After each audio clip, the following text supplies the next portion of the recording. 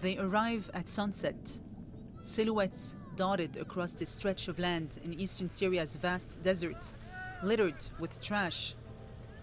Women clad in dusty black veils and tired children struggling to put one foot in front of the other. Men injured and weakened by weeks of siege. These are the families of Islamic State group fighters, the last holdouts who stayed until the end, in a desperate last stand against the US-led coalition and its firepower. As the troops advanced, they surrendered, haggard and famished. We took some of our belongings, clothes, some food, beans and milk for my baby. That's it. The last remaining IS fighters are there, among these makeshift tents and burnt-out cars, caught under the fire from Syrian Kurdish forces. Their defeat is inevitable, but the operations, expected to last a matter of days, are dragging. They're besieged there in the middle. They have no other choice. Either they surrender or die. They have been cornered since January in this village at the border with Iraq, Baghouz, a name that will remain synonymous with the fall of the caliphate. It's a drop in the ocean compared to the 250,000 square kilometers controlled by the IS group in Iraq and Syria in 2014, when the jihadists were at the height of their power. Zana is one of the fighters from the Syrian Democratic Forces charged with keeping AFP's team safe. This is the most advanced position. Sometimes they're right in front of us, 30 or 50 meters ahead. He guides the team to the front line on the roof of an outpost held by the SDF.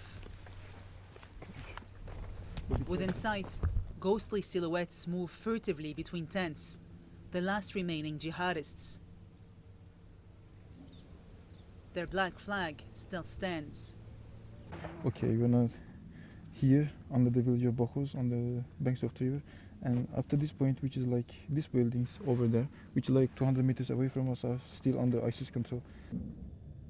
The SDF operate day and night, pounding the edge of the camp to drive out the families of IS fighters.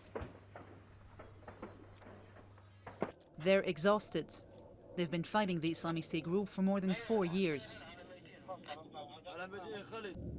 There are civilians inside the camp, and they're slowing us down the most. Ajit Kamishlo heads an SDF unit.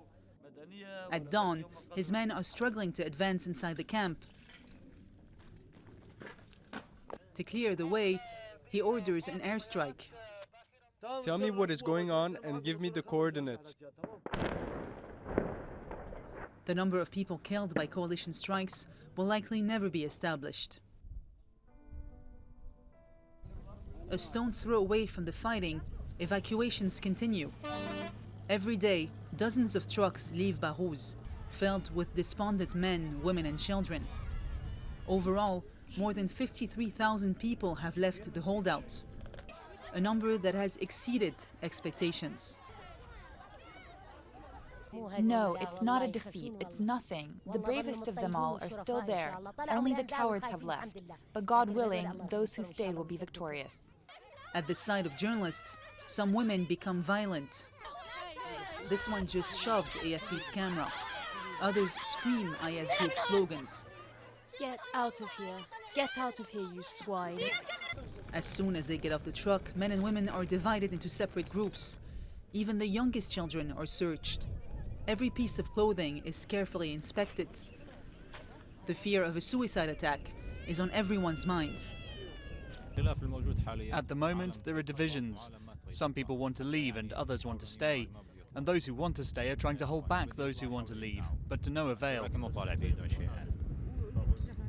The last foreign IS fighters are also making their way out. Mostly Iraqis, some from North Africa, but also French men and women. Dorothée Macaire is among them. She's the wife of French jihadist Jean-Michel Klein, who claimed the deadly 2015 Paris attacks. She shows no remorse. France started attacking first.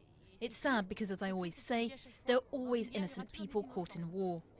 It's sad from both sides, except they started it. We told them to stop. France was told to back out, but it refused. These are the final images of the soldiers of the caliphate, barefoot and in rags, in the mountains overlooking Baghouz. The images are almost biblical. The Islamic State group's reign over millions of people lasted nearly 5 years.